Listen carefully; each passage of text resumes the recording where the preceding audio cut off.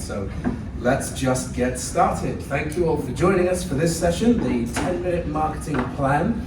My name is Alistair Martin. I am the VP of Strategy for the National Marine Manufacturers Association, the NMMA, and I serve on the board of the MMA, the Marine Marketers of America. And in both capacities, I spend a lot of time working with CEOs and VPs and directors of marketing in all sorts of different marine businesses. And in my experience, the most common reason that any marketing strategy either doesn't happen or it happens but it doesn't happen as successfully as it could happen, it's usually time. It's not always time. There's a lot of other reasons. Sometimes it's money or funding. Sometimes it's having the right skill set, expertise in the business. But I would guess in probably 60 or 70% of instances, the biggest barrier is something to do with time. And it's time that we want to focus on in this session. And specifically, two areas. Making sure that you are deliberate about allocating time for your marketing strategies. And then secondly, being realistic about what you might be able to achieve in the time that you can allocate to that strategy. So to help achieve that, we have pulled together 4 brilliant marketing experts in their fields, and each one of these is going to represent a different field of marketing. And each is going to deliver a 10-minute presentation that's broken down into 3 parts. What you might be able to achieve if you can realistically only dedicate a minute or 2 per week to their given field of marketing. What outcomes could you realistically expect to achieve in that time frame? 2, what you could achieve if you could allocate an hour a week. And 3, what you could achieve if you could allocate a day a week to their given field of marketing. So let's introduce the panel. So we'll go from the far end. My good friend Rachel Bobeck is from Boats Group. She's going to represent all things PR. And then Stephanie Patulero is going to be talking about data. Amanda from MarineMax is going to talk about loyalty and community. And Colin, digital marketing. So Colin, take us away. Thank you so much, Alistair. So if we could jump to the next slide. Just introduce myself real quick. My name is Colin Boris, Digital Marketing Director with Trident Funding. So Trident Funding is a leader in the rectify industry, processing loans for boats, RVs, aircraft, alike. I've been in the boating industry here for about 6 years or so and working in a marketing capacity. I did grow up in high school and college working at a marina, so I've spent a lot of time on the docks, pumping fuel, fixing dock boxes, fixing seawalls, everything. So I've really had a good time doing that, and found my way back into the boating industry a few years ago.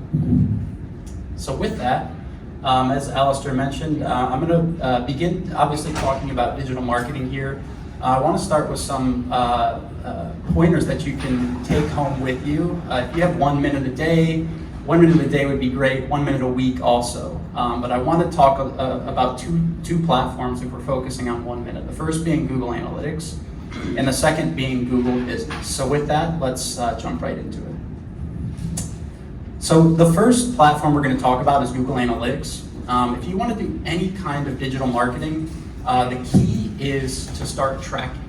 And Google Analytics is the perfect platform to do that because, first of all, you can see it's free. So it's completely free to use.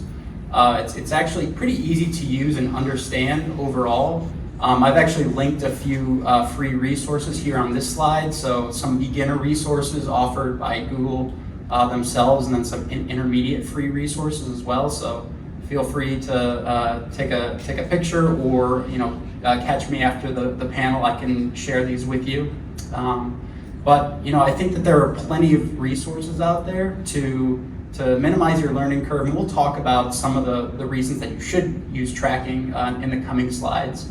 But first I want to talk about just some metrics that you would track in Google Analytics. And I'm going to break these down into some beginner metrics, intermediate, and advanced metrics. So if you look at Google Analytics, we kind of look at the entire analytics system as a marketing funnel. Some of you may have heard of a marketing funnel where people kind of start at the top and they eventually get down from that top of the funnel, maybe searching for a marina or searching for boat dockage. They eventually get down to transacting down at that bottom level. So if we look at those beginner metrics, those two metrics would be sessions and users. And sessions within Google Analytics essentially tell you how many visits you have to your website. So if I visit a website today, I'm on your site for 10 minutes, I leave and I come back tomorrow, I'm on your site for 10 minutes again, that's 2 sessions. And then users is the other kind of top funnel metric we look at. And in that same instance, there would just be 1 user, obviously over that 2-day span. If we start getting down into some intermediate and advanced Google Analytics metrics, one metric that you could look at for intermediate is bounce rate. And I think Google is going to change the bounce rate metric to engagement rate. That's probably a better description of what it is, but how many people come to your website and actually engage with it? So, for example, now if you see your bounce rate at 90%, that would tell you that only 10% of people are coming to your website and actually engaging with it. So this intermediate metric could give you some data to maybe improve your web page or improve your landing page. If you have a 90% bounce rate, maybe you have to change the call to action or change some things around on the page. So that would be an intermediate metric to look at. And then on the advanced side, we'll get to a little bit more of this in a few slides here, but would be transactions and revenue. So you can actually track online or offline transactions in Google Analytics as well as revenue tied back to those. Next slide. Looking at the second part of the 1 minute, if you have 1 minute a week, again, and this is, I would say, a quicker one than the tracking side, and that is Google Business. So I'm sure a lot of you have heard of Google Business. Obviously, if you search for something like you see on the right-hand side of the screen, a marina near me, you're going to see 3 businesses pop up in Google's Map Pack. And this is where you have the opportunity to rank organically. So again, it's free. You have to put in the work to rank there, but it's free to rank there and use Google My Business. I really look at it as the front door to your digital presence. Many people look at your own website as the front door to your digital presence, but I think Google is, because you have billions of people searching Google each day, so it's really imperative to have your Google business profile updated. So if we look at a few of the items here that you should update on Google Business, one ongoing item is your hours. So if your hours change around holidays or your hours change in the summer versus winter, you should always have those hours updated on Google. I think just understanding that customers aren't only going to come to your website or call you to get an idea of when you're open is important to remember. And then secondly, an ongoing item would be review responses. So you likely get a lot of reviews to this business profile. It's just important to respond to customers, show future customers that you're responsive. And then some one-time items to take care of are obviously address, phone number, website, and photos. It's just very important if you're looking to rank organically here in this top 3 section to ensure that all of those items are always up to date. So next, if we look at what you can do in 1 hour a week, and this point here kind of flows through, you'll hear, I know Rachel will talk about it later, is blog content. So what can you do, again, thinking of that marketing funnel, what can you do to attract people from the top of that funnel? And one great way to do that is by writing blog content. So, I have the question up here, are you or someone at your marina interested in writing? I'm sure there's someone around that could write some, quick blogs for your website, And I think, you guys are the experts at your businesses. I'm sure that there are questions that are second nature to you that are asked every single day. Can you answer those on your website and then show up in Google just by answering those simple questions? So you can see on the right-hand side of the screen, a great way to get started is just by typing in a prompt into Google. So for example, you see boat dockage. And you get this list of things that people are currently asking. People may have asked this, just the day prior. You can see, if you look 5 points down there, how much is it to dock a boat in Philadelphia? I was in Philadelphia at the time. A lot of these questions are also geo-based. So it's a great way to get some ideas for questions to answer on your website. Okay, and lastly here, I want to talk about some things that you can do if you have 1 day a week. So a little bit more time a week.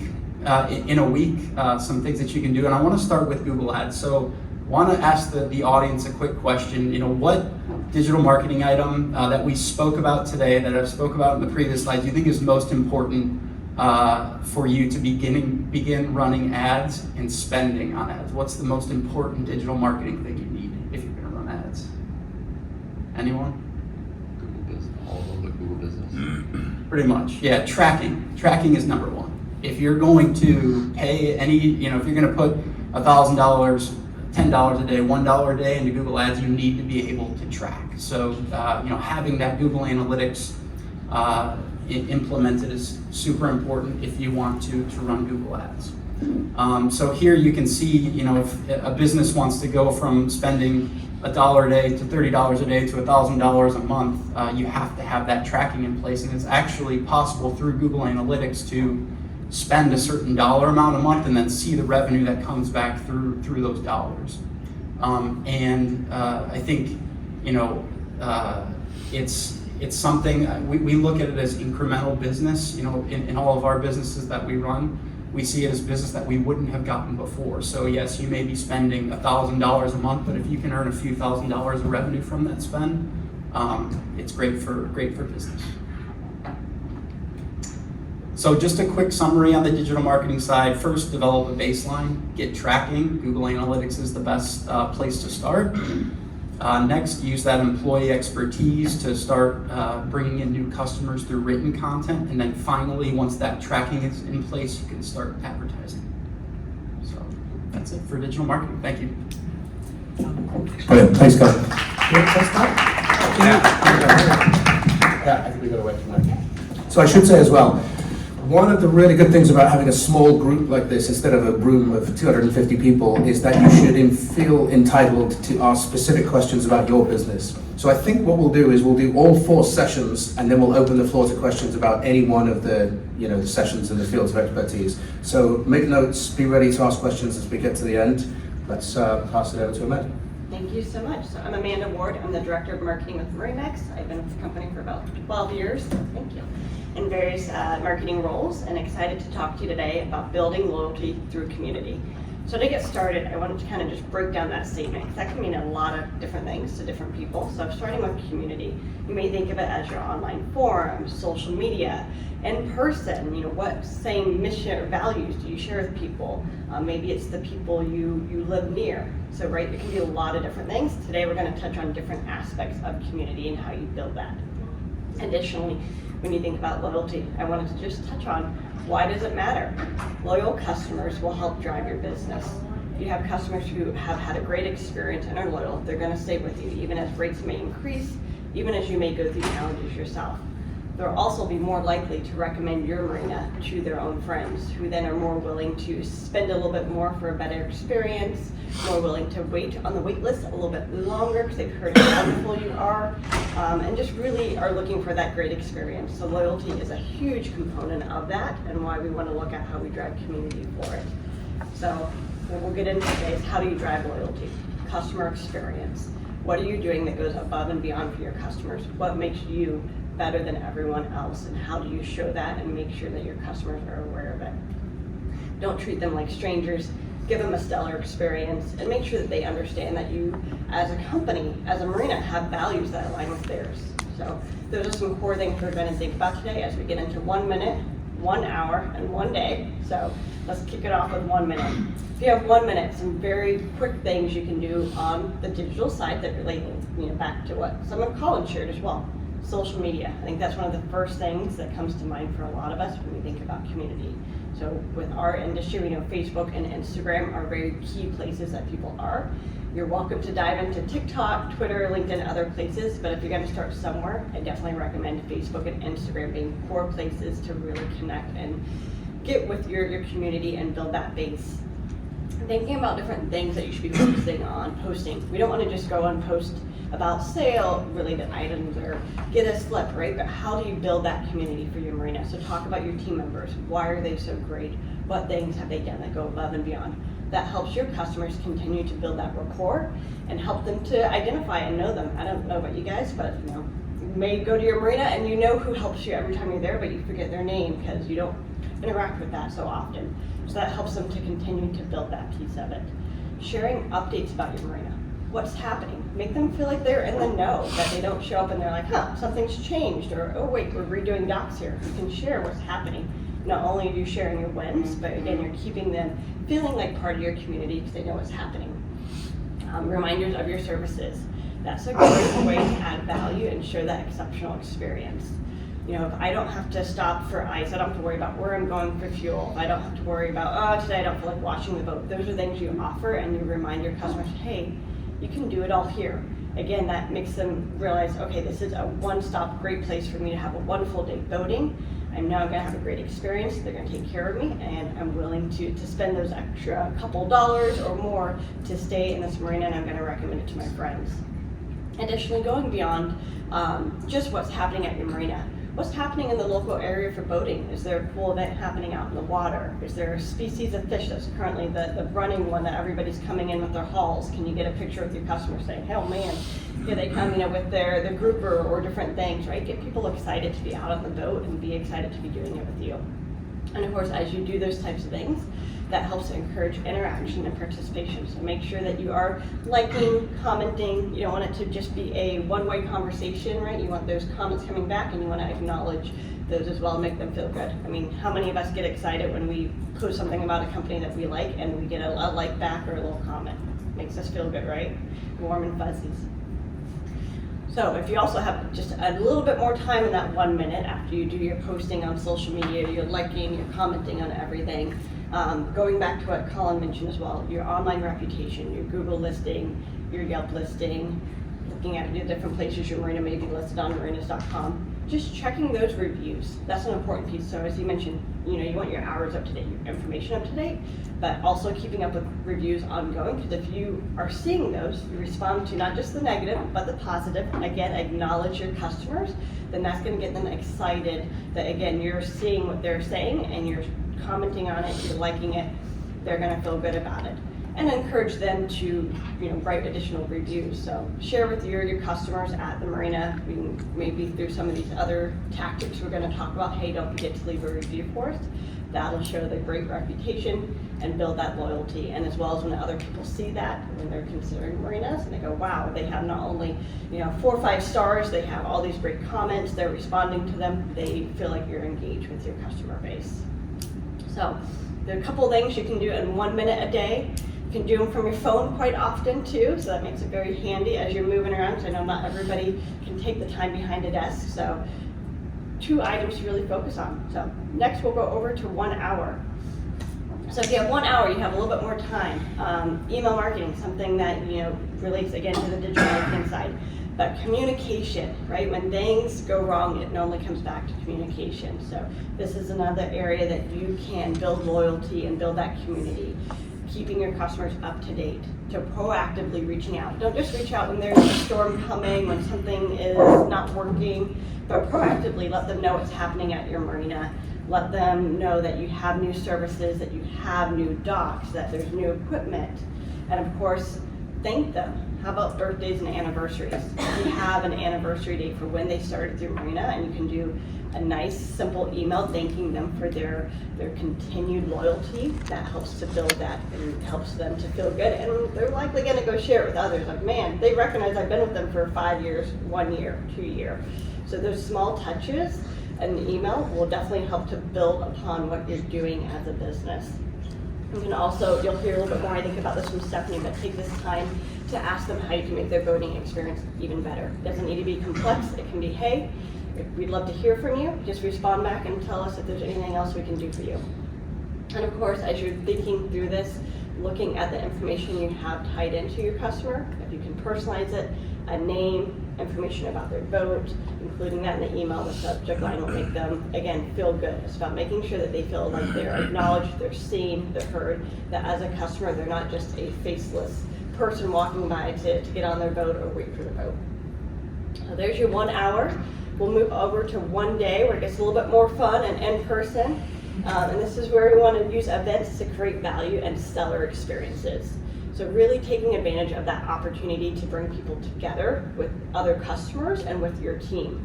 So showing that you care, that you appreciate them, and bringing them together at your marina or some other opportunities. So a couple ideas to throw out there. Celebrating the weekend coming with a Friday evening happy hour, something that you may be able to do easily with some coolers and a few games, or if you're fortunate and have a restaurant on site, maybe you partner with them as well and buy a round of drinks for customers to kick off the weekend. You may think about the times that people are coming in and the different times of year. Maybe there's a good time to do something on a Saturday evening as people are coming in off their boats to just recognize and acknowledge them, give them time to celebrate before they jump back, into their cars and head home for the day. So thinking of those opportunities of when you can provide a little extra value, a chance for them to mingle with your team members, and a chance for them to get together. Additionally, there's a few other options that aren't just based around what you can do at your facility. So food or tour drives around the holidays. Those are great ways to show how you care about the community, help your customers have a great way to get engaged with that as well. So simple as, hey, when you're coming by, whether you're in a more southern state that people may still be boating, or in a northern state, hey, come by, drop off your canned food, drop off your toys, and we'll get them donated to a great charity here locally. It really shows that not only are you building your own community within your customers, but you're supporting the community that you're living in. And another option that we see quite often is waterway cleanups and things like that help the local environment, the local community, and just a simple way to invite your customers to participate with you. Maybe you have team members who are already doing this and being part of this. You say, hey, why don't you join us? And that's the way that they were like, I didn't think about doing that, but how easy. They told me where to go, when to be, and I show up in the appropriate clothes and get to be part of this. So just ways to make sure that you're communicating, you're bringing your customers in and building that community that will build the loyalty and drive more business for yourself and your marina.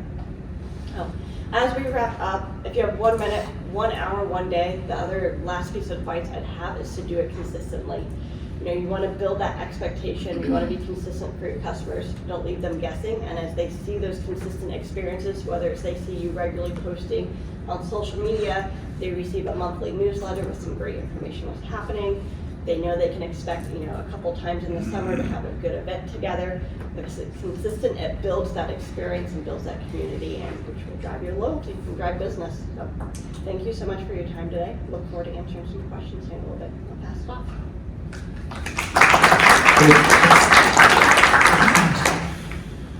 Stephanie, take it away. Hello.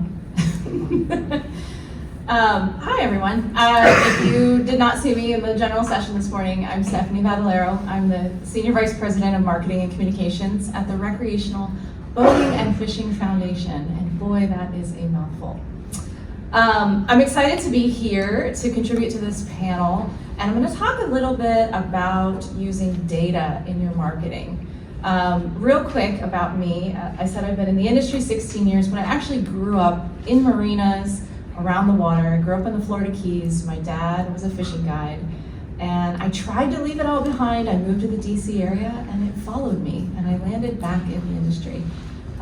So it's really a pleasure to be here and share this panel with you all and talk about how to make fishing and boating more fun for your customers. So with that, has anyone ever heard this before? Marketing without data is like driving with your eyes closed. Data comes in all shapes and sizes. And it's a really important piece of informing the work that you do, informing the work and making sure it's smart when you reach out to your customers. You want to use all the data points that you have. And I know it sounds like this big, huge thing. Data sounds like, I'm just a small business. But it can really be as simple as having a conversation with your customers. I think Amanda mentioned, asking them what services do they like? What would they like to have that you don't have now? It really can be that simple. Go to the next slide. So moving into that, I'm curious who is using data now to inform their marketing efforts? Can I get a show of hands? Okay. Who is talking to their customers on a regular basis to get feedback on your services? You're using data too. That's data. If you have 1 minute take that extra minute in your day-to-day interactions with your customers and talk to them about the marina. How are you liking it? What do you wish we had? What is your favorite thing here? Why do you come back year after year? You may realize that you need a new feature or a new service, and you can use this feedback to develop that, but more importantly, you can use it in your marketing. If you find that everyone really appreciates let's say you have an amazing playground and you have a lot of families, talk about that in your marketing. It may just attract people to come to your business. It can also help you identify ambassadors for your business, people that could potentially be featured in your ads, or do interviews with the local media, or be at events and talk on your behalf. These sort of ambassadors or Uber customers are really your best for word of mouth marketing, and that's free. If you have an hour a week, create a customer survey. I know this may sound daunting to those who are not technologically savvy, but it really can be super simple. You can use it, you can do it via email or do it via paper, but develop a series of questions. If you don't know where to start, just get on Google and say, customer survey best practices. Pull some questions that are out you think would be useful to you to know, and issue this survey once or twice a year. You'd be really surprised to see what you learn, and again, you might start seeing trends of things that people really like, and those are services you want to feature in your marketing, or things that they don't like or wish they had. Maybe there's a technology you're not offering. Maybe they want videos of their boats being serviced or put in the water. You can just discover so many amazing things. Moving on to one day. I'm gonna be quick here. If you have a day to dedicate to marketing, attend a meeting like you're at right now. This is super important. Stay connected to the industry, stay connected to consumer data about what trends are happening in our country, what people want to see, what people don't want to see. And I'll give you a couple of examples. Obviously, you're here at AMI, so you have an interest in learning. There's a lot of industry organizations you can learn marketing from. The National Marine Manufacturers Association, the Marine Retailers Association, and the Recreational Boating and Fishing Foundation. Some are low cost, many are free. We do research and insights that we release free on different customers and what they need out of a business, what they expect. Another thing on the general consumer insight side, learn about what's going on in the nation and in your community. I have the Harris Poll up here. They started at the very beginning of COVID, a weekly email that they're surveying people on an ongoing basis about how are you feeling about this? How are you feeling about that? And it's really, really interesting. And almost every week, you can read through this email fairly quickly, 10 minutes. I find something that relates to our industry about people are nervous about costs. Okay, well then maybe we need to start talking to them about all the services that we offer, or things that we have that are free or low cost, or you can change your pricing. Follow those consumer sentiments and try to implement them within your business. And there's a lot of different companies, Nielsen, McKinsey & Company, Mintel, a lot of them offer, it just comes right to your email inbox and you can get a pulse for what's going on.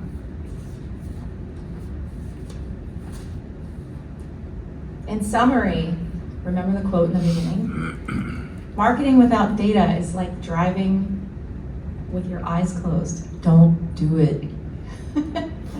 Use all the input you can get your hands on. If it's a conversation with someone, to a research report, to learnings from a colleague or a peer in the industry, and your customers. Use everything you have and make it part of your culture. Be curious about what people want and how you can make their experience the best possible. Don't overthink it. If you can't do email, do paper. Just be curious and keep asking people for their input. Keep it easy. And that's it.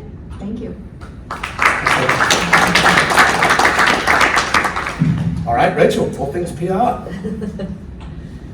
Hi everyone, I'm Rachel Lobeck and I oversee public relations, media relations, and corporate communications for Boats Group, as well as our primary brands of Boat Trader, Yacht World, Boats.com. I have been in public relations, thank you, and marketing for over 10 years in various sectors, from consumer products to environmental, radio, entertainment, and now right back in the marine industry where my heart's at.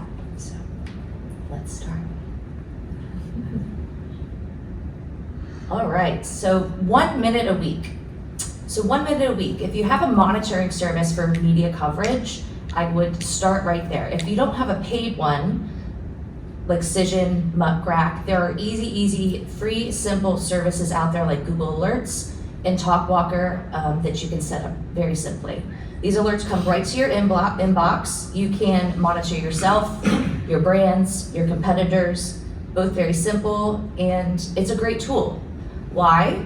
Because you can see what the consumers are saying about you, what customers are saying about you, the press are saying about you, and it might just spark an idea. Spark an idea of something newsworthy that maybe you can get covered, pitched to a journalist, something that's covered in the industry that you're like, hey, I have some input there. So I would start definitely with monitoring yourself.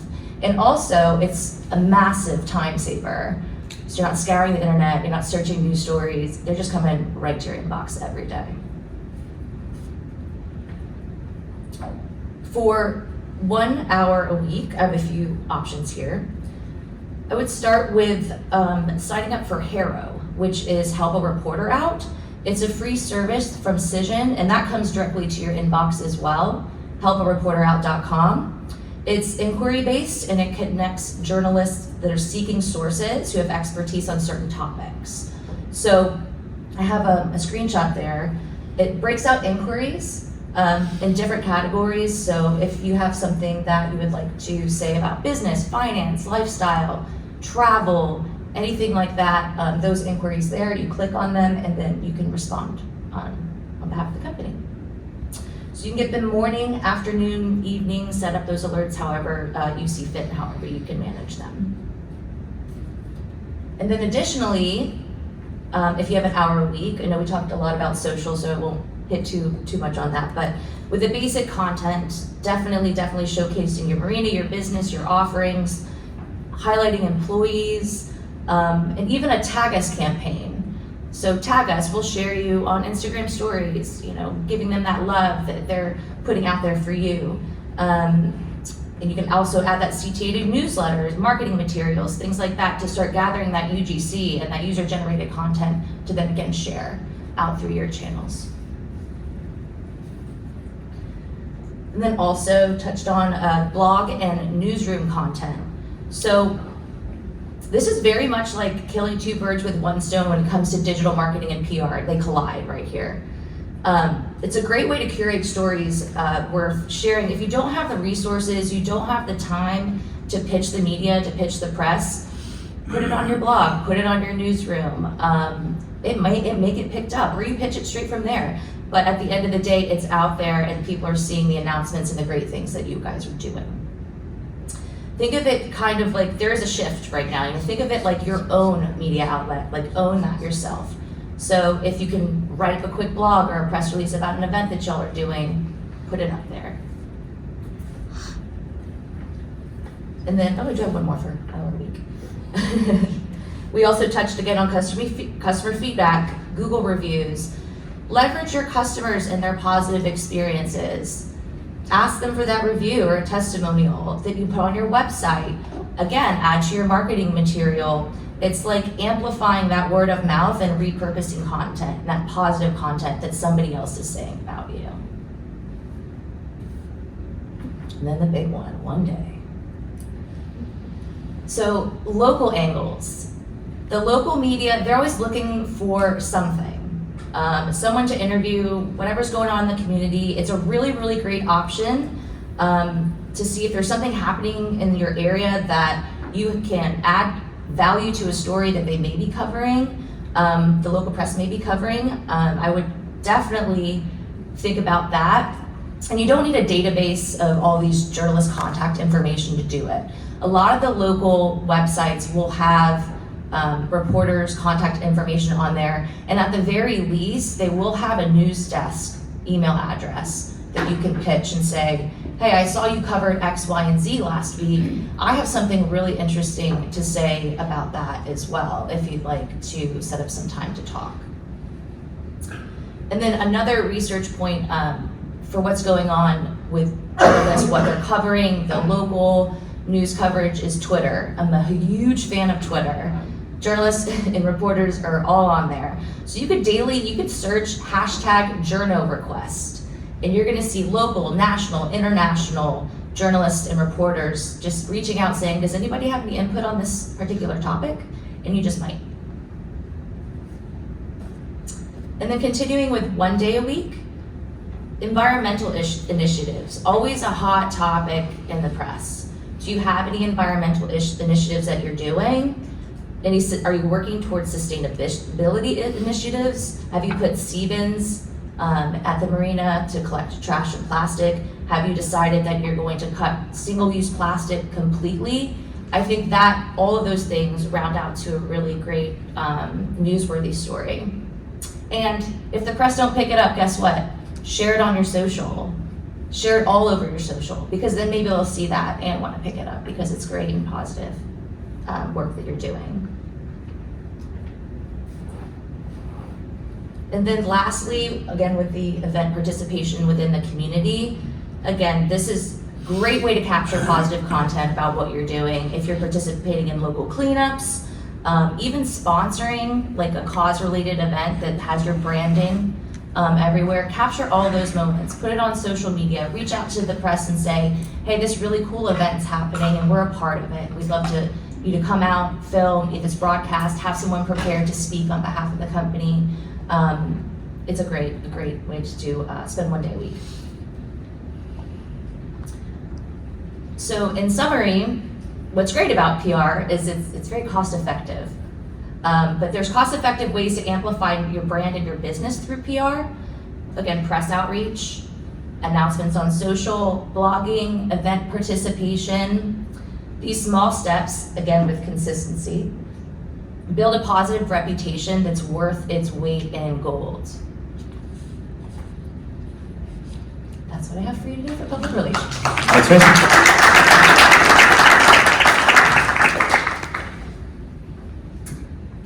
All right.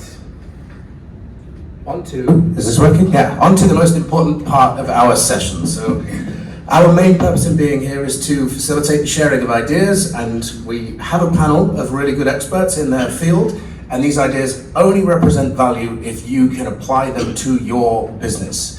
So we have some time now. Do we have questions from the group about anything that you've heard? Yes, let's start with the lady in the back because you were the first person to put your hand up ages ago. Viral. Back to your Google Analytics. So once you connect, and I'm such an amateur, you can embed the code on your website and you start doing ads and you're doing the targeting. How often should those ads change? I know there's like, sometimes people say a month, some people say after 100 impressions. Like, and how should those correlate back to your keywords on your website so you're getting the most out of those ads?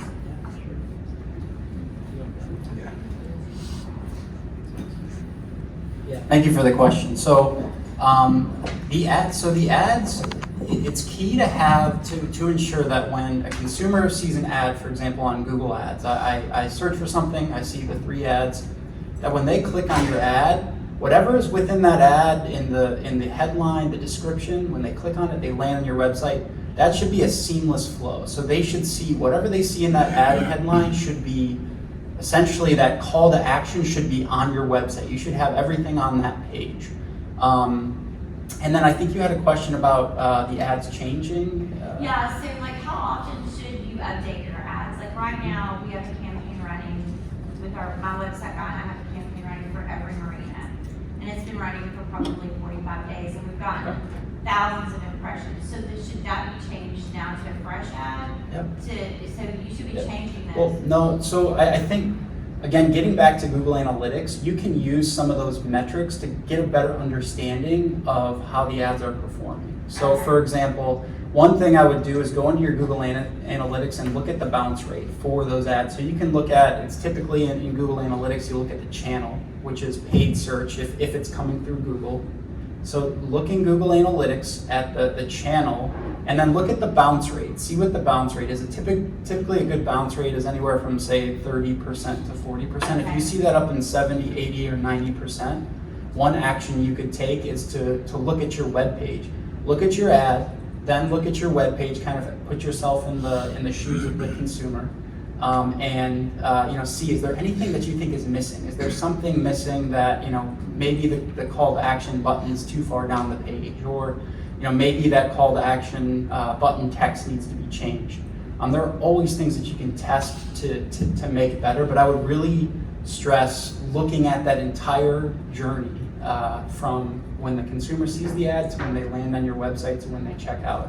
I don't necessarily think through Google you have to change. If they're working, if the ads are working, you should keep them the same. Yeah, absolutely, keep them the same. So.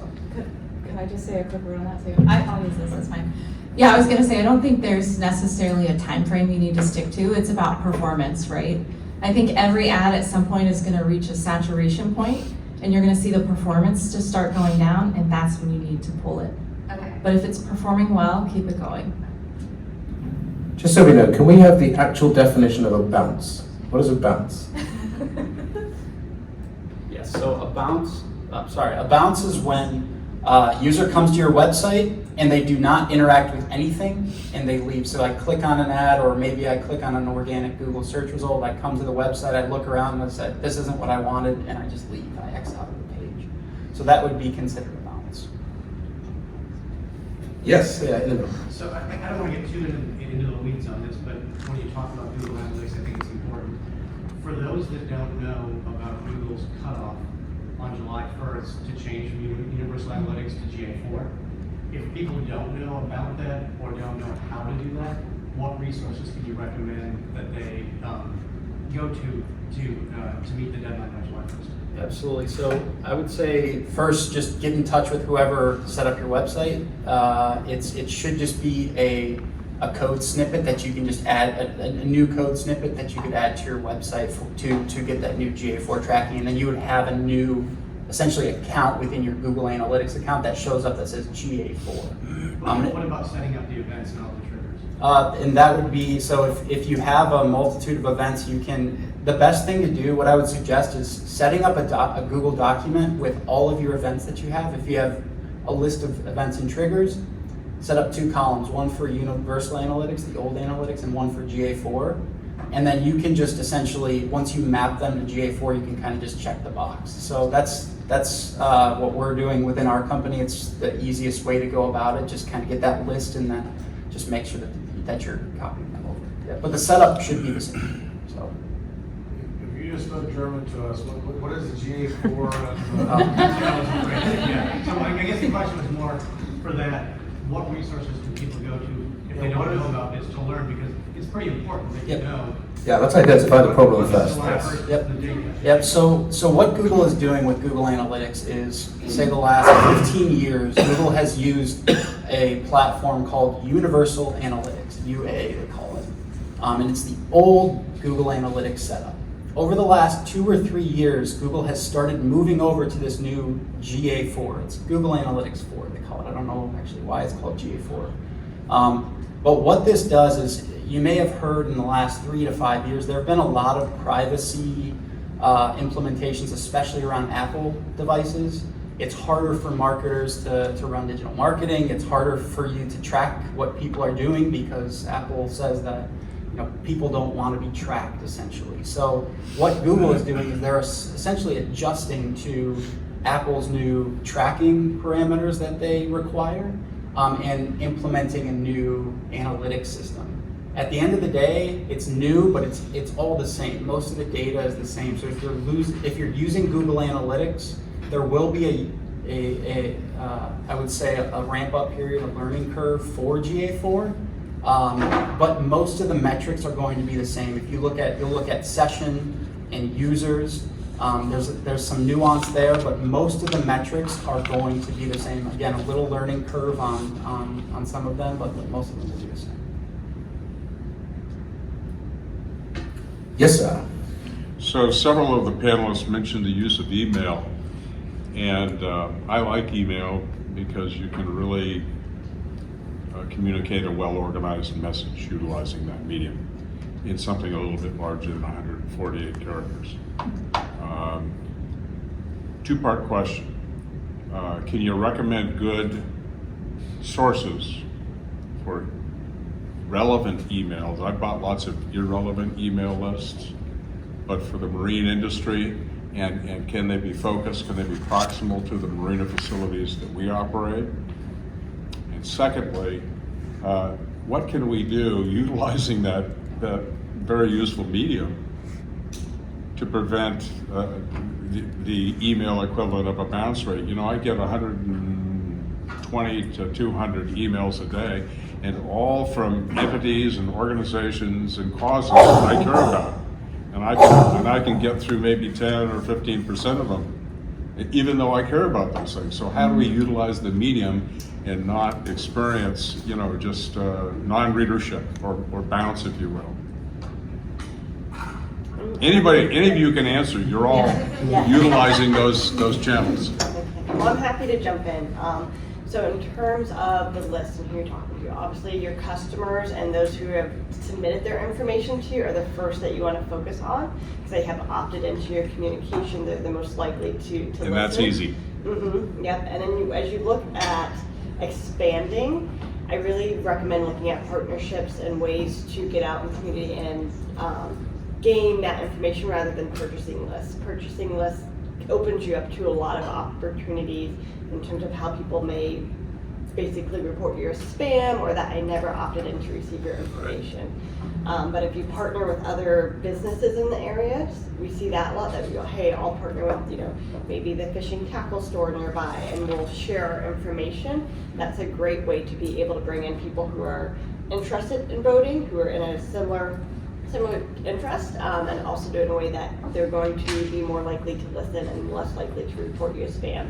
Because as you do get reported for spam or high unsubscribe rates, so to say I don't want to receive your emails, that will reduce the likelihood of actually landing in the inbox, and you'll start to be in the junk folder, which to your point will make it even harder to be one of those 100 emails that somebody looks at. And then the recognition of the name, right? So to your point, you look through and you scan real quick, do I know who this is? That's a key piece. But then pulling in that customer personalization, so I mentioned earlier, personalizing your subject lines, bring in their first name, really think about what content you're offering them in the subject line, tell them like what you're going to give them. Don't try to make it too much of a guess or a surprise. Sometimes we try to be honest, you know, kind of have fun with it, but then the customer's looking at it, I don't know what this email's about, that's not catching my attention, I'm going to keep moving on to the next one. So being specific, easy to understand, and personalizing the information will help you to be more likely to be the one that they do choose to open. And of course, also being careful of how often you email. You know, I wouldn't recommend more than once a week if you know, unless you have some really good different information, but once a week is normally a good cadence that you're not going to inundate them with too much email, and they'll be more likely to want to check out what's happening. Anybody else? Yeah, sure. I'll add to that, and I agree with everything you said. Going back to my presentation is, you know, make sure you're getting feedback. Survey your email list once a year. Find out if they like the content that you're sharing or there's things they'd like to see. Use that to inform what you are sending out, and test. The beauty of email is you can switch things up really easy. So if you find you're using a similar approach and it's not getting through, try something different. You know, shorten your email or make it longer or put something totally different in the headline. The subject lines are so important. I agree with that. Anyone else? And links. If you want to learn more, click here. I just want to expand on that question a little bit as well. Where should you be asking people to opt in to your emails? So obviously on your website you should have something saying receive a. Where else? Where might people be missing that they could have an opt-in to receive my emails? Yeah. Social media also. Yep. Definitely getting out. If you're out in the community doing anything, you know, encourage people, whether you have paper forms, an iPad, a computer, get their information and collect that. Anywhere that you can collect their information from people who you're working with is key. And as I mentioned, partnering with other businesses of like-minded customers. Great. All right, let's go back left. Yeah, so this is kind of an old school question. You mentioned, press releases and things of that nature. Do you have any good strategies? We've just called some of the local publications before, and sometimes it's like they're real receptive, and sometimes it kind of falls on deaf ears as far as getting information of, hey, we're adding a dock, or we're building a new seawall, or what have you, to reach out to some of the local publications. Do you have any strategies or best practices to try to get the right reporter to get excited about it? And we've had good success when you do. The next thing you know, they pick up the story, and then you get like 4 other groups that pick up that same story, and it's like, wow, this is awesome. And then sometimes they get excited about stories. I'm like, well, that's not a big deal. Y'all should have wrote about this other thing we did 4 months ago. I didn't care about That's it. the worst. Yeah. Yeah. It's like, why did? And then I'll look at other articles in the same publications. I'm like, God, this is so funny how reporters will pick up things that, and maybe I'm biased because I'm like, well, that doesn't have any interest to people, and this would have more interest. But I don't know, just best practices, good strategies of getting them excited and to come out, because that's a pretty good free advertising when they write an article. Sounds like a Rachel. It's right here, we're sitting next to each other. We got this. Well, I'd say start obviously with a robust story. You might think it's interesting, but the reporter might not think it's interesting. Research. I can't say it enough. Research the publication. Do they cover it? Have they covered something like this before? And then also the journalists. They move all the time, by the way, especially in the last year. They might be at a newspaper for 10 years and then they move to a different, location. But how are they writing about it that might be similar to your topic? I would pitch them in a very similar way of their writing style to entice them. Also saying, hey, I read X, Y, and Z that you covered. We're doing X, Y, and Z as well. I've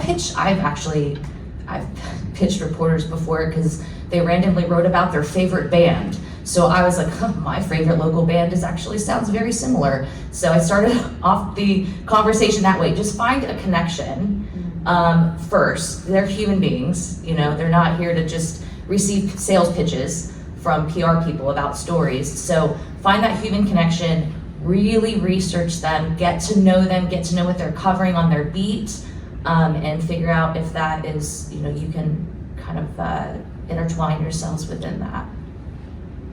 Yeah, absolutely. And the only thing I would add is that it's all about finding the right person.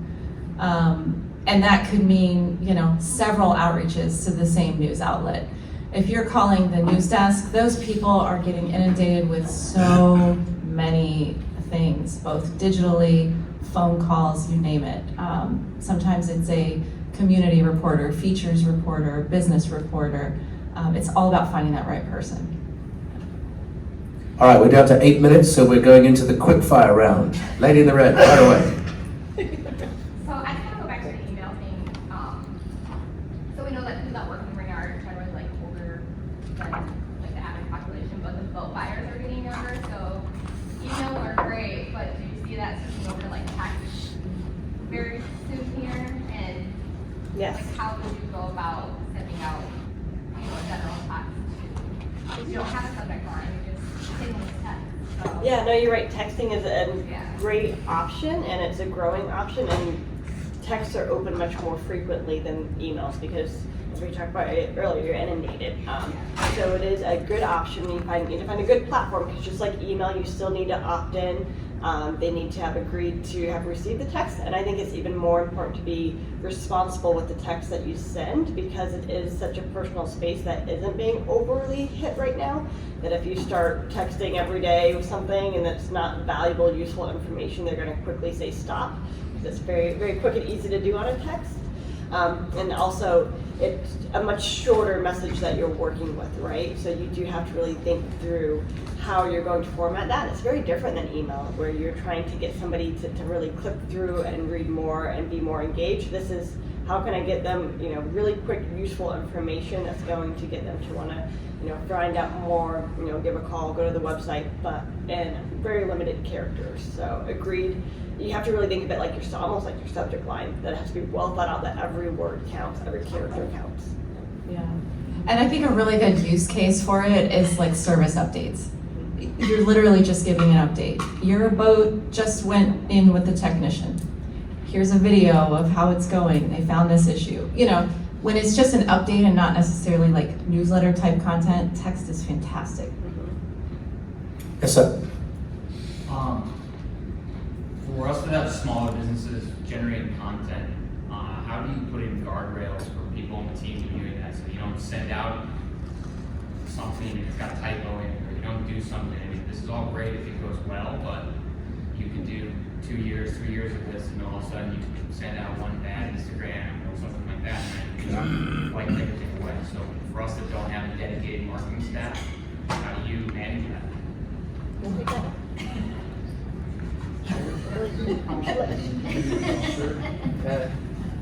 I don't know if I'm the best one to answer this because I'm more marketing than PR. I feel this is more of a PR.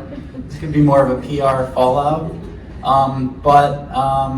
You know, I think I would say as like an owner, as the head of digital marketing, if you are the owner of your business, just always having an eye on things, having someone that you trust, you know, having the account.